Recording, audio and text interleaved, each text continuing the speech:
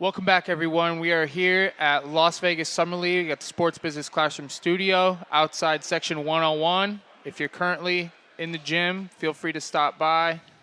We'll be recording content throughout Summer League here. So if you see us, take a second, hear what we got. And we'll be around the concourse as well if you want to stop us and chop it up. But right now, I'm here with my colleague Ali and Bobby Marks. Bobby, thanks for coming. Bobby's a ESPN front office insider. He's got 20 years of NBA experience in an organization, 5 of which he was an assistant general manager in Brooklyn. Bobby, thanks for taking the time, man. My pleasure, guys. Thanks for having me. Yeah. Back for year 2, right? Yes, year 2, yes. Yes, We started off last year having Bobby, gave some great insight, and we're back at it again with a new and improved set. Looks beautiful, and excited to chop it up. But I wanted to kind of get started with very big picture here with the looming CBA negotiations. Collective bargaining agreement is set to officially expire at the end of the 23-24 season, but both sides are able to opt out this December. I guess first and foremost, do you see that either side, whether it be the PA or the owners, will be wanting to opt out? I think the likelihood is that you will see probably one or the other opt out, just because it kind of gives you a little bit more of a clean slate to maybe implement some of the rules that are outstanding, whether it be maybe the age limit as far as for early entry. Yeah. Maybe we see some tweaks to the luxury tax system. Revenue sharing certainly will be a topic. I don't think we'll see. I would be surprised if we see rules. Certainly, we've seen a lot about players asking out, or maybe players that have sat out a year. Maybe something to that equate for what happened with Ben Simmons last year. Maybe the penalties become a little bit stiffer. But I think that maybe it was a one-off right now. We haven't really seen a trend in that. Yeah. I mean, it's more of a kind of a formality as far as December and opt out for either side. I'm sure over the next couple weeks here and into August there'll be some negotiations as far as tweaking the system. But I think in all, the league survived COVID. BRI, which is basketball-related income, is hit close to $9 billion this year. Last year it was at 5.7. So it's a huge increase here. We saw the salary cap jump about $11 million here. So the league in whole is in a really good spot. It's not 2011 where we would go through a prolonged lockout. It's probably more of an amendment to what this current the CBA that is in place right now. Some of the rules that probably will be tweaked there. Yeah, I think we saw, what was it, a 10%? It could have been anywhere from 2 to 10, right? Yeah. And it was the full 10. Yep. So that's, just to give you guys an idea of how the NBA managed COVID. But if we do see an opt-out, what can fans expect in terms of, there won't be a stoppage of play, right? There won't be everything will just keep going as normal. People will be negotiating on the side, right? Yeah, I mean, we went through that in 2016, I believe, where there was an agreement that was reached, or an amendment to the CBA, I guess a new CBA, that was reached around Christmas time. And then the new CBA started in July of 2017. So the negotiations continued. It didn't impact, games. The only way it would be impact is if either side opts out. And then we get to June 30th, and there's no agreement in place. And then we're probably not sitting here talking to each other next year, which I don't think that's going to be the case. As I said, kind of where the revenue is going. We've got a new TV contract that's going to have to be negotiated, within the next couple of years here. And you see players like Damian Lillard signing $60 million plus contracts, Nikola Jokic $270 million contracts. I remember back in 2010 the salary cap was $58 million. Now we've got players earning what the salary cap was 12 years ago. So I would say the league is in a really good spot right now. Interesting you bring up the TV deal. We actually got a question about that, specifically regarding Dame's deal, and brought wider scope, because his $120 million will only be realized if the salary cap rises significantly above like what's currently projected. So we're expecting that new TV deal to see a similar spike as to the 2016 deal. Do you foresee any sort of smoothing between either sides I would hope so. I think we all learned our lesson back in 2016 when Yeah. Timothy Mozgov and Luol Deng and Jan Mahinmi and Bismack Biyombo. Oh, yeah. I mean, we can go. I mean, the list goes on and on as far as teams really kind of paid a price for having too much spending power here. So I would think we would, how the smoothing would take effect. I don't think the league can afford to get a $30 million cap increase here because. I think when teams have that much money, it's hard to be restrained from spending that here. So we'll see. But I think we all learned. Everyone learned a lesson in 2016 as far as how much spending there was when you basically had. I think we had 27 out of the 30 teams had cap space. This year we had 3 or 4. Yeah. Right, and I don't even account Orlando as a team that had cap space because they basically re-signed their own players.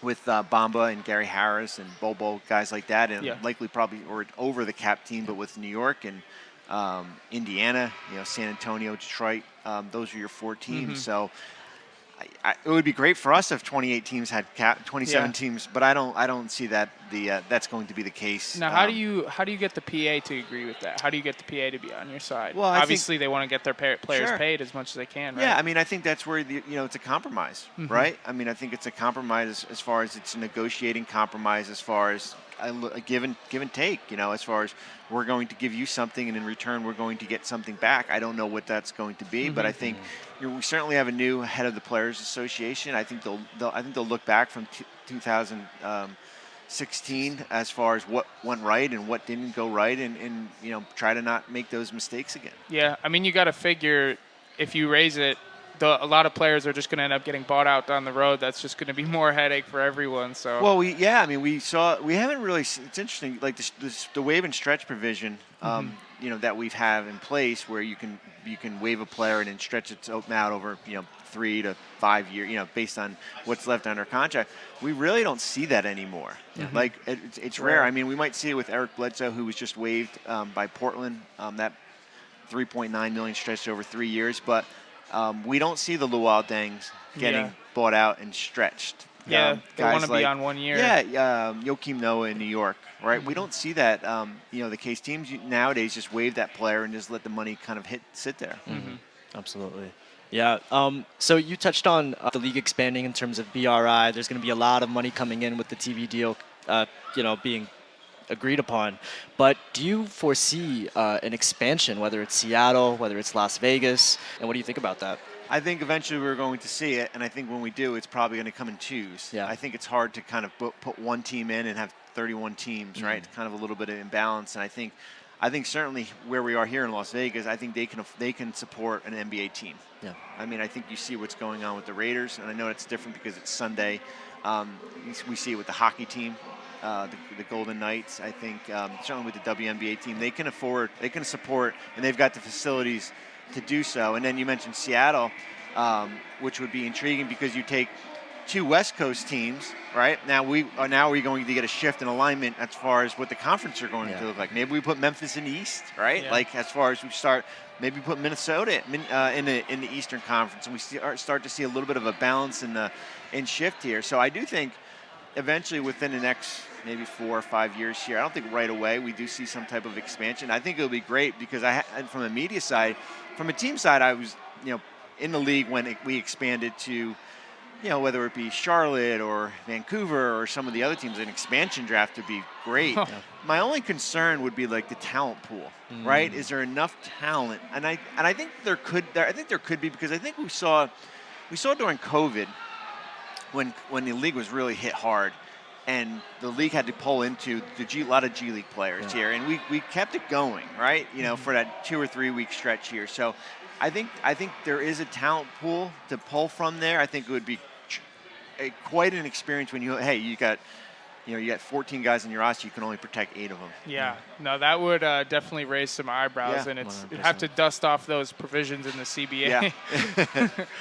But, let's dive in a little bit to more team-specific questions. We've had a lot of big transactions this free agency period, and obviously the biggest rumor of them all, nothing has happened quite yet, but, Kevin Durant's out there reportedly, and it seems like he's this news has really frozen the market, especially taking into account the recent Gobert trade. It's almost set the market for a superstar, more or less, in terms of the draft capital needed and all the assets it take to get an all NBA type talent like that.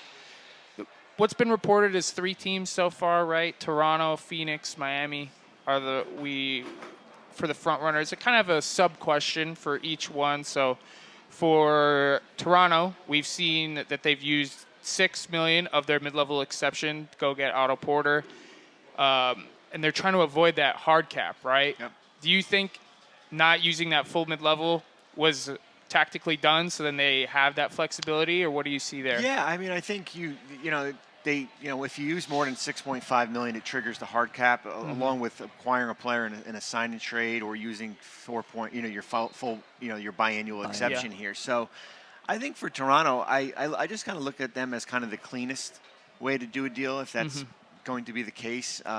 With they've got a lot of contracts from Siakam. Certainly we've talked. Scotty Barnes here, which I don't think would be, kind of on the table here. I know Raptor fans, when we talk about Scotty Barnes, it's like sacrilegious that we can't mention his name. But it's the Nets are intriguing because, Durant is under contract for 4 years. They don't control their own picks. It's part of the Harden trade. So it's not like you can go 80 cents on the dollar and then just kind of build your roster through your own draft picks. And you need to hit the right package if that's going to be the deal. Or on the other end, you can kind of just bring them back and wait until the regular season. And I said this yesterday on Friday on the NBA Today show. It's when we're in this offseason here, teams are a little bit more reluctant to kind of go all in, right? Teams will go more all in during the regular season when you're 10-15. And you thought you were a championship team, and you think Kevin Durant is your missing piece, where maybe you weren't going to add that one extra player or that couple draft picks here. The other hard part is that there's only 11 teams that control their draft picks. Yeah. So if you're looking for that package of 4 first and pick swaps in here, so you're basically, you kind of go down a list. Oklahoma City controls it, Houston, New Orleans got a ton, Toronto, Phoenix, teams like that, and whenever you put a superstar like Durant, you usually never get equal value here, in a deal here. So I think if you're Brooklyn, you're probably looking with what the Clippers did with when Paul George was traded. I know that was different because Kawhi was kind of attached to that. Deal. And if you can get one good young player, and then you get your draft picks here, and kind of go for there. But it's funny, like the whole. And I'm sure everyone we got a full dose of the designated rookie extension rule, right? Oh, Everybody, it was a kind of that rule that really never would came into place. But, got players who signed Darius Garland and Zion and John Morant here. Those players that signed the 5-year contracts. It has nothing to do with if you have the escalators in your deal as far as All NBA. All NBA is a separate animal, but players who have signed those 5-year contracts, not 4 like Pascal Siakam. Those 5-year max contracts are now considered a designated rookie extension, right? You can only have 2 of them on your roster. However, you can't have 2 players that were acquired in a trade. So now, like when, I guess it was last Thursday, now, okay, all right. So I said, all right, if you're the Nets, you're looking at the 25 under 25 list as far as who you want. The problem is that there's 14 of them that have max contract, and you already have Ben Simmons on your roster, so you can't have 2 of them. So now it's like, okay, now, you could take Bam Adebayo out of play, or Donovan Mitchell, guys like that, or maybe you move Simmons here. So it kind of adds that next, an intrigue of layer as far as kind of what's out there. So you just mentioned Bam, and obviously he does fall under that rule. So then I know Miami's been reported, what does a package even look like then without Bam? Well, so basically how their contracts, whether it be Jimmy Butler or Kyle Lowry, and you mentioned Bam, Duncan Robinson, guys like that, it's like if you're the Nets, and I think it's a matter of how you're going. Is it going to be a tear down, rebuild, retool, stay competitive here? And I don't, does Jimmy Butler make sense to you? Does Kyle Lowry make sense? Does Lowry, Robinson, and Hero make sense to you? I think if you're Durant, you're looking at it like, well, wait a minute, I'm going to a situation and they just traded 3 of their best players for me. Trying to play with. Yeah, I mean, it's, I guess, somewhat similar to what Carmelo went through a little bit in New York in 2011 as far as that trade, and Gallinari and Felton and a lot of draft picks Mozgov went out in there, and that's the other thing is like he makes $44 million. You got to send out 35.5 in a deal. It's hard. Yeah. It's hard to get the the numbers to match. So whether it be certainly you look at New Orleans and you look at Toronto, Phoenix is a little bit more, certainly they can have the numbers to do it here, but to find that perfect package, we might be waiting for a little bit here. Yeah, absolutely. And the last team we wanted to touch on that's been in the news is Phoenix, obviously. They could also put together a relatively clean package, right? They've got some good young players, Mikal Bridges, Cam Johnson. But I think the biggest question mark is obviously with Ayton, right? So his restricted free agency, let's say if a team like Indiana wants to get into the mix and go after him, how does that shake things up for this deal? Well, it's if you're looking at just from the outside, you would say, well, why don't you just do Ayton and Bridges and call it a day, right? Well, 2 things. The hard cap, right? So a player, we just mentioned, acquired in a sign-and trade, unless Kyrie's going somewhere for nothing, then you can't take back DeAndre Ayton. Then we have base year compensation. We could probably, I would need a whiteboard to explain what base year compensation, what basically is for Phoenix's sake, Ayton's contract only counts as 50%. So it's 50% for them and then 100% going to Brooklyn. So it's kind of the math works. So that's where you'd have to get a third team involved, whether it be, I don't know, Indiana or San Antonio, let's say here. But Ayton is interesting here because he's the best free agent still available. Is he going to sign an offer sheet? Is there a sign and trade in place? Once you sign an offer sheet, then trade, you can't, it's a binding contract. He can't be traded. So basically it's either the Suns are going to match or he's going to be in a different uniform here. I mean, the likelihood would be that the team matches here. And it's, but I don't think you can, if you're DeAndre Ayton, you can wait until the Durant situation is figured out because he would probably be waiting till like November in here. So I think probably in the next 48 hours we get some type of clarity as far as what's going to happen there. Okay. Yeah. Well, that's definitely good to know. So I'm sure a few more dominoes, maybe not Kevin Durant, but a few other dominoes may fall after the fact. Colin Sexton's I mean that's an interesting too. I mean the Cavs are like $13 million below the luxury tax, right? So if you're Colin Sexton, you're thinking, what is the market? I mean, San Antonio's got room, but man, they're guard heavy, right? I mean, like, does it make sense San Antonio to put an offer sheet down on him? If you do like a 2-year, $26 million deal, go out in free agency in 2 years from them, maybe they put a player option on there. The hard part is, everyone says, well, you always have the qualifying offer to sign, which is that 1-year offer. And you look at the history of players signing qualifying offer, it's like not good. Like you're chasing money. Like whether it been Nerlens Noel or Rodney Hood. I mean, Greg Monroe is the only player that it kind of worked out for. So I would be careful with the QO as far as going in that direction. But he's another player that, that hopefully gets resolved in the near future. It's maybe like half, his qualifying offers maybe like half of what his market value is right now or something. Yeah, I mean, it basically, if you can get 13 instead of signing a 1 year of 7 and change, something like that, you might as well do that. It's a gamble. Yeah. But we touched on Gobert earlier, and obviously they received a number of assets.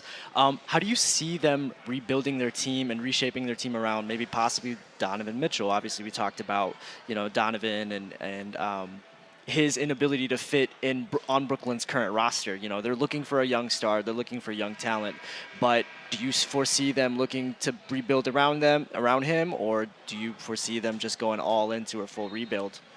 Well, you certainly saw what you could get back for Gobert as far as the picks, and I think you're going to be, it's probably would be the same type of package and then probably players, right, as far as quality players, and nothing against what Minnesota sent back, but I think you're probably looking for more of an impact player that could be there. And I think for everyone, for Utah, I mean, Utah was up, I read Justin Zanuck, their GM, and then I think Danny Ainge followed it up, basically like their championship window is closed, right? Now it's about building or retooling this roster to have a longer window. And I don't think anybody on that roster is untouchable. I don't think you can be, but it will cost you significantly here. Like as far as if you want to get in that, mix. And I think if you're Donovan, you look at it like, do I want to embrace the rebuild, or this is a different roster than when I signed that rookie contract in 2020, right? I mean, it's significantly different. Royce O'Neal's gone. We'll see what happens. Quinn with Snyder's gone. Quinn who Snyder, he had a great relationship with. We'll see what happens with Mike Conley, Bojan Bogdanovic. Players like three starters that were remaining. Your bench is a lot different than it was here. So I think he would be the next. Certainly with Lillard signing the extension, Bradley Beal going back to Washington. Remove the Durant Irving situation in Brooklyn. Like that would probably be the guy to keep an eye on. Yeah, definitely. I feel like the ball really is in Donovan's hands. I feel like he could go either way, and either way, I feel like the organization will agree to whatever he has. If he says he wants to go, then they'll start fielding calls, working on packages and stuff. If he wants to stay, then great. Then we could rebuild. I mean, obviously, the harder part now is finding players that can then work around him in that environment. But we'll see. We'll see what happens. But I guess our last question we have for you today is James Harden's new deal. Him opting out of his option. He's signed a team-friendly 2-year, $68 million. Do you think? What's your perspective on that? Taking a bit of a pay cut. I feel like it's the first time in a while we've heard of a pay cut in this league.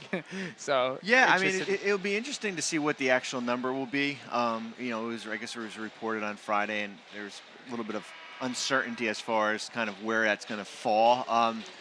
You knew when he opted out and they eventually reached an agreement with PJ Tucker and Daniel House, which hard caps them at right around 157 million, that his number was not going to be 36, which would have basically there's going to be some wiggle room here based if there's a trade out there and they've got to take $2 or $3 million in salary, or a player gets hurt and they need to sign a veteran minimum during the year. So you knew that it was going to be in that $32 to $33 million range here. I think if you're Harden, you're looking at it, there was no market for you, right? The likelihood is that you weren't going to get you weren't getting a 4-year, $10 million extension here. I give him credit. I think it's a rarity that a player puts at least $15 million or $16 million on the table to go out and sign 2 players to help your roster, and we'll see if he can.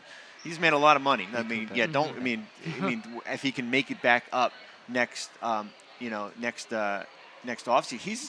I think what we see is we saw him in the Miami series struggle. I think he's still a heck of a player, but he's got to kind of reinvent himself a little bit this offseason as far as getting in better shape, certainly staying healthy.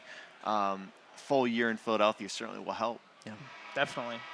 Well, that's going to wrap up our show. We've covered a lot of ground here, both macro about the league and then micro getting into some team situations. But thank you guys for tuning in. Again, we'll be here all throughout Summer League recording content. If you see us, feel free to stop us. And thanks, Bobby, for joining us. I appreciate it. Thank you. Thanks for having me, guys. Mm-hmm, definitely. And, catch you guys all soon. Thanks.